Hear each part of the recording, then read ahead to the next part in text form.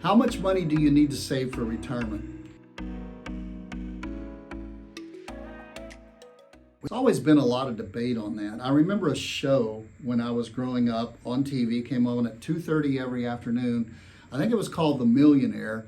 And the gist of the show was some anonymous donor would always give $1 million to somebody, and it totally changed their life. Many times for the worse and not the better, but they gifted them $1 million tax-free. And then over a period of years, when I've been in the financial industry now for 28 years, I've always heard, if you have $1 million, if you're a millionaire, that's what you're striving for, to be worth $1 million. And $1 million is not nearly as big as it used to be. I remember just 3 years ago, one of the big box firms had a big sign on the 55 freeway right here in Orange County, California, and it says, "Do you have your $1 million saved?" And I remember about 6 years ago in the Orange County Register, which, by the way, that was a newspaper we used to get delivered to our front door, that Orange County Register said, "Will the $1 million people need for retirement last in Orange County?" So $1 million, it was always there. But look, in the last 2 years, we've had 13-14% inflation. So now people are asking, will $1 million do it, or is it $2 million doing it? And some of the large investment firms are saying, we really need you to save $2 million.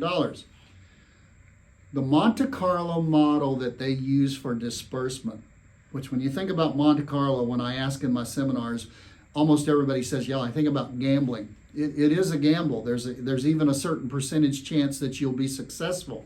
But if you leave your money invested in the market and you have $1 million, you can take out $32,000 a year to be safe that you're not going to lose your money. So why would that happen?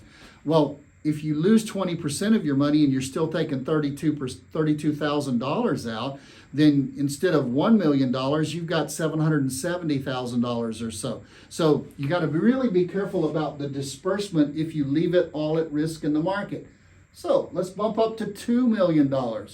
Wow, you can take out $64,000 a year or a little over $5,000 a month before you pay the tax on it out of your IRA or your 401k. Some of you are sitting there and you're saying, that won't do it. Well, I want to look at it in an entirely different way. Because here's what, your lump sum, that 1 million or 2 million, is your lumberyard. I want you to see that as like, we've been collecting lumber to build a retirement house. A house we can live in and be sure about. And to be certain that we're not going to run out of money, because there are plans that you can put into place and you can have that and you can know that. And I want to be really adamant about it. Mosley Wealth Management, Tom Mosley and all of our advisors, we go about retirement planning in an entirely different way than the hope strategy. Put your money in the market and hope it lasts. That is not our strategy. What we do is we take that 401k, 403b, IRAs, the pension, everything. That's your lump sum that you're going to have. And what we do, the key to your retirement planning is not the lump sum. It's not the lump sum, but it's turning it into a stream of sufficient income so that you don't run out of money. One lady told me about 2 months ago, she said, Tom, the reason I've always liked to work for you is you've been just as concerned that I can go to Venice, Italy when I'm 65. You've been just as concerned that I'm still going to be able to go to the grocery store when I'm 85. So when you build a 20 or a 30-year plan, you've got to address that.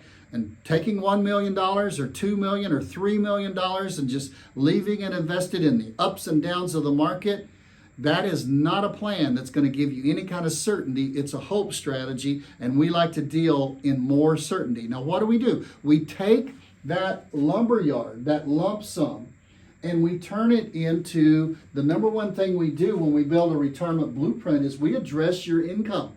Are you going to have 4 things? Guaranteed, increasing, because it's got to be increasing because of the second one, because of inflation.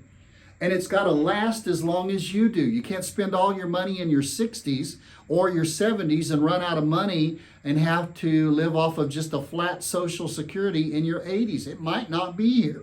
So guaranteed increasing income that will last as long as you do. And if you're married, 4th thing, last as long as the surviving spouse. You say, why is that important?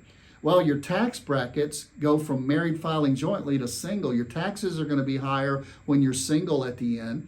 And also, your required minimum distributions and your needs are almost going to be the same. So your expenses stay the same when one of you goes away. You lose one of the Social Securities if you both have Social Security, okay, and your tax brackets go down. So it actually takes a lot more money right there, a bubble at the end for the surviving spouse. So again, your income needs to be guaranteed, increasing, that will last as long as you do, and if you're married, as long as the surviving spouse. Then you want to address your investments. If you're 25 years old, you don't need to be investing in a conservative way for retirement, because you have at least 35 years until you reach 59 and a half, and then you're going to start using your retirement money.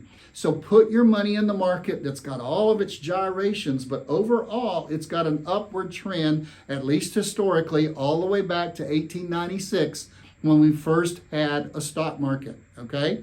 So but when you're 65, put your money in the market. If it goes down, it'll come back up. Just give it time. You don't have time. Okay? And you're not putting money in. It's not a buying opportunity like when you're 25 when the market's down. It's a really bad opportunity when you're 65 and you're drawing money out and it's depreciated 20% like last year, and you're taking a lot more units out. So your investments need to be to your risk level, and then you're going to have to deal with taxes. It was great putting that money away in the 401k and not having to pay tax on it when you were 20 and 25 and 30 and 35. But now that you're taking the money out, it's coming out as regular income.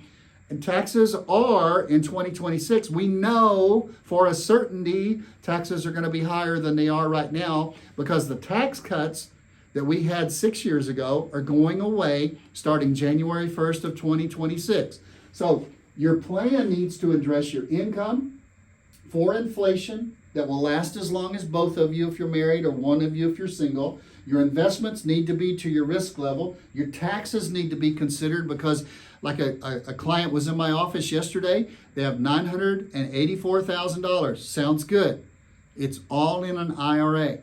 They do not have $984,000, because to spend that money, it's got to go through the grid of the U.S. tax system, and they're going to lose about 15 to 20% in most cases of that money just to pay the taxes. And then you've also, in a permanent retirement blueprint, you've got to consider your health care, because you can have all of the other bases touched and not have your health care taken care of, and it can unravel every single thing you're trying to do financially, because your loved ones are going to try to spend everything they can to take care of you. And health care, if you've not passed that risk off properly to an insurance company to take care of you, you could really be in trouble. And then let's talk about those loved ones. How do we leave the money that's left when we're done with our retirement blueprint and we exit this life? How do we leave that money to our family? And I don't mean Uncle Sam and Aunt Iris, IRS, but we leave it to the loved ones that we want the money to go to. That's what a retirement blueprint is all about. Now, if you've got questions about this, how much money do I need to save? Well, it's not so much the lump sum, but it's making sure that you've got those digits and those things on that retirement blueprint set aside. It's the income that's more important than the lump sum. For instance, we've had people in our office who've had over $3 million, and they were in trouble for retirement. And we've had people in our office who have $180,000, and they're pretty secure in retirement.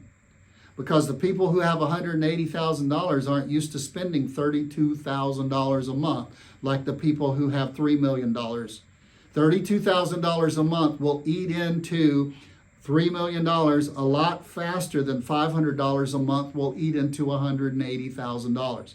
So it's your income and what you need for income and where that income is coming from that's far more important in retirement than your lump sum. How much money do you need to save for retirement? That all depends. It all depends on your particular blueprint. You want one? Let us know. info@mosleywealthmanagement.com. MOSLEY. You can call us at 714 421-4288. If you've got a question, shoot it to us, info@mosleywealthmanagement.com. We'll be glad to answer it. If you like this podcast, if you like this YouTube, send it to somebody else, subscribe to it, like it, give us a good review. All of those things help us get the word out to more people that we can help you build a plan that will give you a great deal of ability to sleep at night in retirement and not worry about running out of money.